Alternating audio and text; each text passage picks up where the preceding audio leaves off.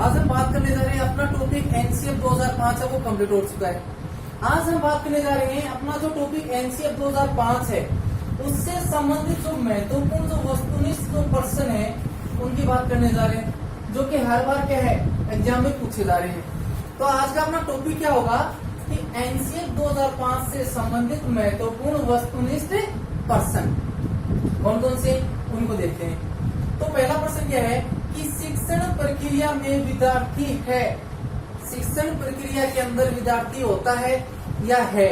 Option क्या देगा हमें, नंबर 1 पे आश्रित चर, नंबर 2 पे स्वतंत्र चर, नंबर 3 पे मध्यस्थ चर और नंबर 4 पे इनमें से कोई नहीं। तो अपना जो शिक्षण प्रक्रिया के अंदर जो विद्यार्थी होता है वो क्या होता है, आश्रित चर होता है। तो अपना आंसर क्या हो जाएगा, आश्रित चर। दूसरा प्रश्न देखते हैं कि एनसीएफ 2005 बल देता है। प्रश्न क्या है कि एनसीएफ 2005 बल देता है। ऑप्शन क्या है, करके सीखने पर, रखने पर, समस्या हल करने पर और ये सभी। तो एनसीएफ 2005 किस पर बल देता है, किस पर देता है, करके सीखने पर। किस पर बल देता है, करके सीखने पर। नेक्स्ट अपना प्रश्न है कि एनसीएफ 2005 में कला शिक्षा को विद्यालय में जोड़ने का उद्देश्य है। यानी कि एनसीएफ 2005 के अनुसार कला शिक्षा उसको विद्यालय में जोड़ने का क्या उद्देश्य है। तो ऑप्शन क्या रहेगा, नंबर 1 सांस्कृतिक विरासत की प्रशंसा करना, नंबर 2 में क्या रहेगा, छात्रों के व्यक्तित्व और मानसिक स्वास्थ्य को विकसित करना। सी ऑप्शन क्या रहेगा, केवल ए से ही है। डी अपना क्या रहेगा, ए प्लस बी दोनों से ही है। तो अपना आंसर क्या होगा, अपनी जो सांस्कृतिक जो विरासत है उसकी प्रशंसा करना और व्यक्तित्व के, छात्र के व्यक्तित्व और उसके मानसिक स्वास्थ्य को क्या करना, विकसित करना ही क्या अपना कला शिक्षा का क्या होता है, उद्देश्य होता है। तो अपना आंसर क्या हो जाएगा, ए प्लस बी दोनों। नेक्स्ट, एनसीएफ 2005 में बातचीत की गई है। एनसीएफ 2005 में बातचीत की गई है। ऑप्शन क्या है कि ज्ञान स्थायी है, वह दिया जाता है तथा ज्ञान से विकास होता है और इसकी क्या होती है कि संरचना होती है। दूसरा ऑप्शन में दिया शिक्षक केंद्रित से विषय केंद्रित की ओर, नंबर 3 में विद्यार्थी केंद्रित से अध्यापक केंद्रित की ओर। तो इनमें से कोई नहीं। भाई एनसीएफ तो ये कहता है कि क्या है, शिक्षा क्या होनी चाहिए, बाल केंद्रित होनी चाहिए। तो ये तो हो ही नहीं सकता कि विद्यार्थी से शिक्षक केंद्रित, शिक्षक से विषय केंद्रित नहीं हो सकता। इनमें से कोई नहीं। तो अपना आंसर क्या है कि ज्ञान क्या होता है, स्थायी होता है और उसे दिया जाता है। ज्ञान की क्या होता है, विकास होता है और उसकी क्या होती है, संरचना होती है। नेक्स्ट अपना प्रश्न कौन सा है कि एनसीएफ 2005 में बहुभाषा को एक संसाधन के रूप में समर्थन दिया गया है, क्योंकि क्या है कि एनसीएफ 2005 के अंतर्गत बहुभाषा को एक संसाधन के रूप में क्या दिया गया, महत्व दिया गया है। तो इसका कारण क्या है, तो देखते हैं ऑप्शन नंबर 1, यह एक तरीका है जिसमें प्रत्येक बालक क्या करे, अपने आप को सुरक्षित महसूस करे। नेक्स्ट, भाषागत पृष्ठभूमि के कारण कोई बालक पीछे ना छूटे। यह बालकों को अपने विकास के लिए क्या देता है, प्रोत्साहन देता है। और उपयुक्त सभी, तो अपना आंसर क्या हो जाएगा इसमें, उपयुक्त सभी। नेक्स्ट, एनसीएफ 2005 में निम्न में से किस परीक्षा संबंधी सुधारों को सुधारा गया है। ऑप्शन ए, 10वीं कक्षा की परीक्षा क्या हो, ऐच्छिक हो, 11वीं कक्षा की परीक्षा ऐच्छिक हो, या 8वीं कक्षा की परीक्षा ऐच्छिक हो, या 12वीं कक्षा की परीक्षा ऐच्छिक हो। तो एनसीएफ 2005 में कौन सी कक्षा की परीक्षा को ऐच्छिक बताया गया है, कक्षा 10 की परीक्षा कैसी होनी चाहिए, ऐच्छिक होनी चाहिए। नेक्स्ट, पाठ्यक्रम निम्न में से शिक्षण के कौन से चरण में आता है या कौन से चरण में आता है। ए में आश्रित चर, मध्यस्थ चर, स्वतंत्र चर या ये सभी। तो पाठ्यक्रम कौन से चरण में आता है, मध्यस्थ चरण में आता है। नेक्स्ट, एनसीएफ 2005 के आधारभूत सिद्धांतों में निम्न में से कौन सा भाग सम्मिलित नहीं है। यानी कि एनसीएफ 2005 के कुछ आधारभूत सिद्धांत है उन सिद्धांतों में से 3 सिद्धांत तो हैं, एक इनमें से अलग है, तो वो अलग कौन सा वो देखना है। तो नंबर 1, उच्च स्तरीय बोर्ड परीक्षाओं का आयोजन करवाना। धीमे रटत प्रवृत्ति को महत्व न देना। पुस्तकों से इतर ज्ञान प्राप्त होना, यानी कि बाहरी ज्ञान प्राप्त होना, और ज्ञान को क्या करना, वास्तविक जीवन से जोड़ना। यह बात भी सत्य है। तो अपना क्या हो गया, कौन सा सिद्धांत सम्मिलित नहीं है, उच्च स्तरीय बोर्ड परीक्षाओं का आयोजन करवाना, इसमें क्या नहीं है, सम्मिलित नहीं है। नेक्स्ट में बात करते हैं अपने क्वेश्चन की कि गणित की वर्तमान एनसीईआरटी पाठ्य पुस्तकें किसकी अनुशंकाओं को ध्यान में रखकर लिखी गई है। यानी कि वर्तमान में अपनी जो गणित की जो पाठ्य पुस्तक है, जो एनसीईआरटी के आधार पर है, उन पुस्तकों को किनकी अनुशंकाओं को ध्यान में रखते हुए लिखा गया है। तो ऑप्शन ए, एनसीएफ 2005 को, आरटी 2009 को, सीसीई को, या ये सभी। तो अपना आंसर क्या रहेगा, एनसीएफ 2005 की अनुशंकाओं को ध्यान में रखते हुए गणित की जो वर्तमान एनसीईआरटी पाठ्य पुस्तकें हैं उनको लिखा गया है। नेक्स्ट, एनसीएफ 2005 की यह अनुशंसा है कि उच्च प्राथमिक स्तर पर विज्ञान शिक्षा को खालिस्तान पर बल देना चाहिए। अब खालिस्तान में क्या है, ऑप्शन देखते हैं। ये में क्या है, कक्षा कक्षीय अधिगम को विद्यालय के बाहर की दुनिया के साथ जोड़ने में शिक्षार्थियों की मदद करने पर बल देना चाहिए। दूसरा ऑप्शन देते हैं, विज्ञान सीखने में अंतर्राष्ट्रीय मानकों को प्राप्त करने में शिक्षार्थियों की मदद करने पर बल देता है, या शिक्षार्थियों में सामाजिक विषमताओं को न्यूनतम करने पर बल देता है। और लास्ट करना, शांतिपूर्ण समाज की स्थापना के लिए मानवीय मूल्यों और ज्ञानाधार को बढ़ावा देने पर। तो अपना आंसर क्या होगा कि जो कक्षा कक्षी जो अधिगम होता है उसे बाहर की दुनिया के साथ जोड़ने के लिए क्या करना चाहिए, शिक्षार्थियों की मदद करने पर क्या देता है, बल देता है। कौन, एनसीएफ 2005। तो अपना आंसर क्या हो जाएगा, ए। नेक्स्ट क्वेश्चन अपना, एनसीएफ 2005 के अनुसार एक शिक्षक हेतु प्रति वर्ष कितने दिन का सेवाकालीन शिक्षण प्रशिक्षण दिया जाए। ये क्या कहता है, एनसीएफ 2005 की एक जो शिक्षक है उसको एक वर्ष के अंदर कितने दिनों का सेवाकालीन शिक्षण प्रशिक्षण दिया जाना चाहिए। 7 दिन का, 10 दिन का, 15 दिन का, या 20 दिन का। तो अपना राइट आंसर क्या होगा, 20 दिन का उसको सेवाकालीन क्या देना चाहिए, शिक्षण प्रशिक्षण दिया जाना चाहिए। नेक्स्ट अपना प्रश्न कौन सा है कि एनसीएफ 2005 के लक्ष्य कथन के अनुसार विद्यालय गणित उस स्थिति में नहीं होता जहां बच्चे। तो ऑप्शन देखते हैं कि गणित का आनंद उठाने के लिए सीखते हैं, सही बात है। गणित की अपनी दैनिक जीवन के अनुभव के रूप में देखना, सत्य बात है। अर्थपूर्ण समस्याओं को रखते हैं और उनको हल करते हैं, यानी कोई समस्या लेकिन क्या वो अर्थपूर्ण है, यह बात भी सत्य है। सूत्रों और एल्गोरिदम को कंठस्थ करना या उनको रटना, यह बात तो नहीं है। तो अपना आंसर क्या हो जाएगा, बी हो जाएगा। नेक्स्ट, एनसीएफ 2005 के अनुसार विद्यालय में गणित शिक्षण का एक मुख्य उद्देश्य यह है कि, यानी कि एनसीएफ 2005 के अनुसार विद्यालय में गणित शिक्षण का उद्देश्य क्या है, इनमें से देखते हैं। नंबर 1 में क्या है, संख्या संबंधी कौशल का विकास करना, नहीं।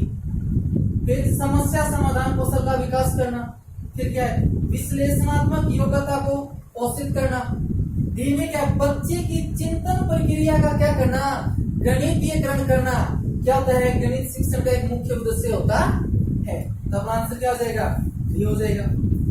नेक्स्ट, एनसीएफ 2005 के अनुसार शिक्षक की भूमिका होती है, किसकी होती है, प्रशिक्षक की बोलूं, या उत्प्रेरक, या सुविधादाता की। बी में नेता की, या मूल्यांकनकर्ता की, या क्या है, ये सभी। तो एनसीएफ 2005 के अनुसार शिक्षक की भूमिका क्या होती है, प्रशिक्षक या उत्प्रेरक या सुविधादाता की होती है। तो अपना आंसर क्या हो जाएगा, ए हो जाएगा। नेक्स्ट अपना प्रश्न कौन सा है कि एनसीएफ 2005 के अनुसार गणित की पाठ्यचर्या में महत्वाकांक्षी सुसंगत है और यह महत्वपूर्ण गणित पढ़ाती है। यहाँ महत्वाकांक्षी का अर्थ है, तो यहाँ पे इस महत्वाकांक्षी का क्या अर्थ होता है ये पूछ रहे हैं। तो देखो क्या है, नंबर एक ऑप्शन में क्या, विद्यालय में गणित के संकीर्ण उद्देश्यों को खोजना, नहीं। विद्यालय में गणित शिक्षण के उच्च उद्देश्यों को खोजना। नेक्स्ट, गणित की समस्याओं को हल करने के लिए एक से अधिक तरीकों का शिक्षण करना। अंतिम क्या अपना ऑप्शन, विविध प्रकार के गणित का शिक्षण जैसे अंक गणित, बीज गणित, ज्यामिति और आंकड़ा प्रबंधन को पढ़ाना। तो महत्वाकांक्षी का अर्थ क्या होता है कि विद्यालय गणित शिक्षण में उच्च उद्देश्यों को क्या करना, खोजना ही महत्वाकांक्षी का क्या होता है, अर्थ होता है। तो अपना आंसर कौन सा हो जाएगा, बी। नेक्स्ट, एनसीएफ 2005 का विस्तारित रूप है या फुल फॉर्म है, क्या है देखते हैं। National curriculum framework 2005। Option B में क्या है, नेशनल क्लास फ्रेमवर्क 2005। सी में क्या है, नेशनल कॉमन फ्रेमवर्क 2005। डी में इनमें से कोई नहीं। तो एनसीएफ 2005 का पूरा नाम क्या होता है, नेशनल करिकुलम फ्रेमवर्क, राष्ट्रीय पाठ्यचर्या रूपरेखा। तो अपना आंसर क्या हो जाएगा, ए हो जाएगा। नेक्स्ट, एनसीएफ 2005 की स्तुतियों के अनुसार लघु उत्तरात्मक प्रश्नों का प्रतिशत होना चाहिए, यानी कि एनसीएफ 2005 के अनुसार जो अपने लघु उत्तरात्मक जो प्रश्न होते हैं वो कितने प्रतिशत होने चाहिए, कितने प्रतिशत, 5 से 10%, या 25 से 40%, 70 से 80%, या ये सभी। तो अपना राइट आंसर क्या होगा, 25 से 40% प्रश्न है वो कौन से होने चाहिए, लघु उत्तरात्मक प्रश्नों को शामिल करना चाहिए। नेक्स्ट अपना क्या है, एनसीएफ 2005 के अनुसार परीक्षा सुधारों में निम्न में से किस सुधार को सुझाया गया है। तो हमने 3 सुझाव देखे थे, कौन कौन से दिए थे, खुली पुस्तकीय परीक्षा होनी चाहिए, सत्य बात है। सीसीई प्रणाली यानी सतत एवं समग्र मूल्यांकन होना चाहिए, सत्य बात है। सामूहिक कार्य का क्या होना चाहिए, मूल्यांकन होना चाहिए, सत्य बात है। और ये सभी, तो अपना आंसर क्या हो जाएगा, 18 होगा, ये सभी। नेक्स्ट 19 नंबर प्रश्न देखते हैं कि एनसीएफ 2005 मुख्यतः किस पर आधारित होता है या किस पर आधारित है। किस पर, संरचनावाद बोले या रचनावाद। बी में संज्ञानात्मकवाद, सी में मानवतावाद और डी में व्यवहारवाद। तो हमने देखा था जब एनसीएफ किया था उस टाइम कि एनसीएफ 2005 है वो संरचनावाद या रचनावाद पर क्या होता है, आधारित होता है। तो अपना आंसर क्या हो जाएगा, ए। नेक्स्ट, एनसीएफ 2005 के अनुसार गृह कार्य के संदर्भ में कौन सा कथन सही है। तो गृह कार्य के संदर्भ में पूछ रहा है तो ऑप्शन ए में देखते हैं कि कक्षा 3 से लेकर 5 तक प्रति सप्ताह 2 घंटे, यानी तीसरी क्लास से लेकर 5वीं तक एक सप्ताह के अंदर 2 ही घंटे गृह कार्य देना चाहिए बच्चों को, ठीक बात है ये तो। फिर ऑप्शन बी, कक्षा 6 से 8 तक प्रतिदिन 1 घंटे, यानी कक्षा 6 से लेकर 8 तक रोजाना 1 घंटे गृह कार्य देना चाहिए, ये बात भी सत्य है। सी में कक्षा 9 से 12 तक रोजाना या प्रतिदिन 2 घंटे गृह कार्य देना चाहिए, ये बात भी सत्य है। और ऑप्शन डी में क्या, ये सभी। तो अपना आंसर क्या हो जाएगा, ये सभी। नेक्स्ट, एनसीएफ 2005 के अनुसार गृह कार्य के संदर्भ में कक्षा 1 से 2 तक गृह कार्य निर्धारित है। एनसीएफ 2005 के अनुसार कक्षा 1 और 2 तक गृह कार्य के संदर्भ में क्या निर्धारित किया गया है वो देखते हैं। तो प्रति सप्ताह 2 घंटे, प्रतिदिन 1 घंटे, प्रति सप्ताह 1 घंटे, इनमें से कोई नहीं। तो हमने देखा था कि गृह कार्य के संदर्भ में कक्षा 1 से लेकर 2 तक कोई गृह कार्य नहीं दिया जाता है। तो अपना आंसर क्या जाएगा, इनमें से कोई नहीं। नेक्स्ट अपना क्वेश्चन क्या है कि एनसीएफ 2005 के अनुसार कक्षा 1 से 2 का आंकलन करने हेतु किया जाना चाहिए। क्या है कि एनसीएफ 2005 के अनुसार कक्षा 1 और कक्षा 2 का आंकलन किस आधार पर किया जाना चाहिए। तो किस आधार पर देखते हैं। ऑप्शन ए में क्या, लिखित परीक्षण के आधार पर। ऑप्शन बी में अवलोकन के आधार पर। सी में मौखिक परीक्षण के आधार पर। और डी में क्या है, लिखित और मौखिक, यानी ए और सी दोनों के आधार पर। तो एनसीएफ 2005 क्या कहता है कि कक्षा 1 और 2 का क्या करना चाहिए, आंकलन के लिए अवलोकन करना चाहिए। उनका क्या करना चाहिए, अवलोकन करना चाहिए। तो अपना आंसर क्या हो जाएगा, बी।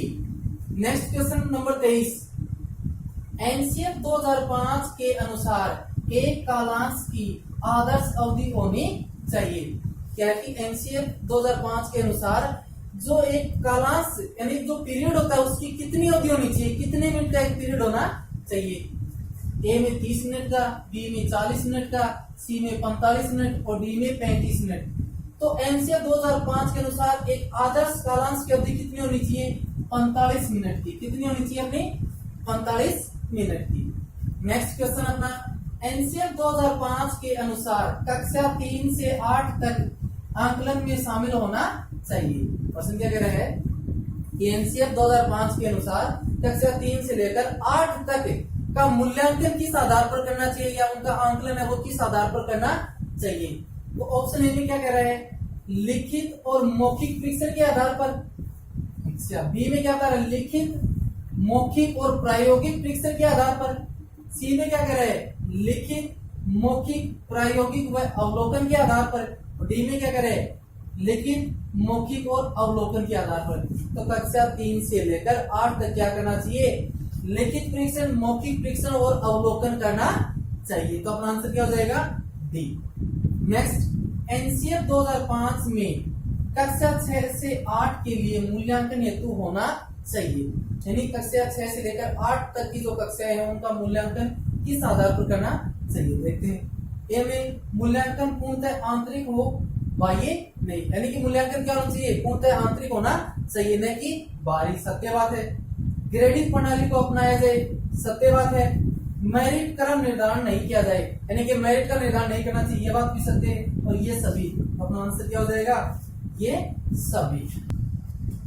नेक्स्ट हम क्वेश्चन की बात करते हैं, क्वेश्चन नंबर 26 कि एनसीएफ 2005 में गुणवत्ता आयाम शीर्षक के अंतर्गत अधिक महत्व दिया गया है, यानी कि एनसीएफ 2005 का जो गुणवत्ता आयाम शीर्षक है उसमें अधिक महत्व किसको दिया गया है? ऑप्शन में क्या? भौतिक संसाधनों को, बी में शिक्षित व अभिप्रेरित अध्यापकों को, सी में क्या? बालकों के लिए ज्ञान के संदर्भ में संरचित अनुभवों को, और डी में क्या? बालकों के लिए संरचित अनुभव व पाठ्यक्रम में सुधार को। तो किसको अंतर्गत किसको अधिक महत्व दिया गया है? बालकों के लिए संरचित अनुभव व पाठ्यक्रम सुधार को क्या दिया गया है? अपना जो गुणवत्ता आयाम शीर्षक है उसमें महत्व दिया गया है। तो अपना ऑप्शन क्या हो जाएगा? Answer D. नंबर 27 क्वेश्चन देखते हैं कि एनसीएफ 2005 में पूर्व प्राथमिक स्तर पर अधिगम का उचित माध्यम माना गया है, यानी कि एनसीएफ 2005 के अनुसार जो पूर्व प्राथमिक स्तर पर अधिगम या सिखाने का तरीका कौन सा होना चाहिए? ऑप्शन ए में क्या है? खेल को, बी में बौद्धिकता को, सी में क्रियात्मकता को और डी में उपदेशात्मक को। यानी कि पूरा प्राथमिक स्तर पर बच्चों को बौद्धिक स्तर से सिखाना चाहिए, या क्रियात्मक स्तर से, या उपदेश देकर, या खेल के माध्यम से। तो किसके माध्यम से? खेल के माध्यम से सिखाना चाहिए।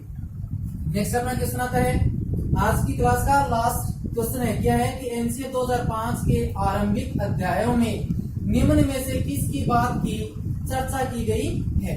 यानी कि एनसीएफ 2005 है उसके जो आरंभिक जो अध्याय हैं उन अध्यायों में किस बात की चर्चा की गई है? ऑप्शन ए, स्वतंत्रता के बाद किए गए पाठ्यचर्या के सुधार के प्रयासों की। बी में क्या है? भाषा शिक्षा में मातृभूमि शिक्षण को महत्व की, या वार्षिक परीक्षा व मूल्यांकन परंपरागत प्रणाली की, या ये सभी। तो आरंभिक अध्याय में किस बात की चर्चा की गई है कि स्वतंत्रता के बाद किए गए पाठ्यचर्या के सुधार के प्रयासों की क्या की गई है? चर्चा की गई है। तो अपना आंसर क्या हो जाएगा? ए।